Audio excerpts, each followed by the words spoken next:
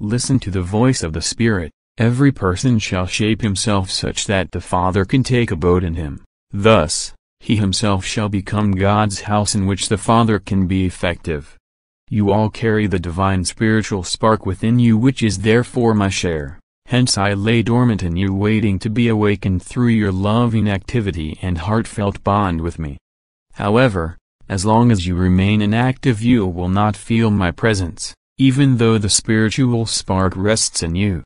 It can only become effective if you shape yourselves into a receiving vessel for me myself. Only then will I be active in my house. Then I will be able to dwell in you and instruct you according to absolute truth.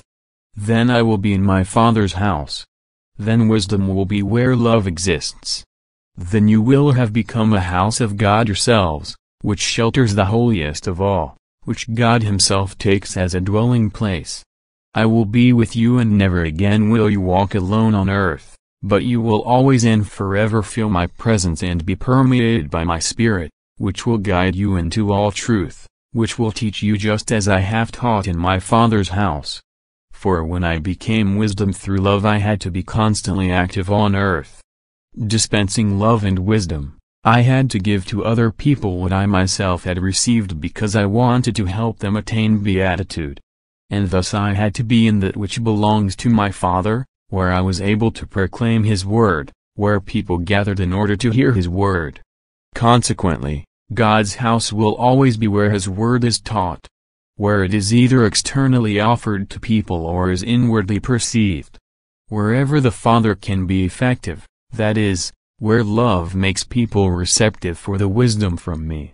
For I always want to be active in my house, and my house consists of the hearts of people who want to accept me and thus shape themselves into love so that I myself, the eternal love, can unite with them. My house is wherever my Spirit can manifest itself. But without the working of my Spirit you will linger in empty halls, even if you have chosen a place where you assume you will be able to find me.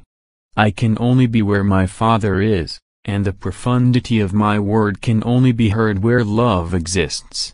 However, I myself am the Word, and if you want to hear me you must shape your hearts to become receptive. You must change yourselves into love and then open the doors for me so that I can enter into your heart and make your heart my dwelling place wherever you may be. Amen.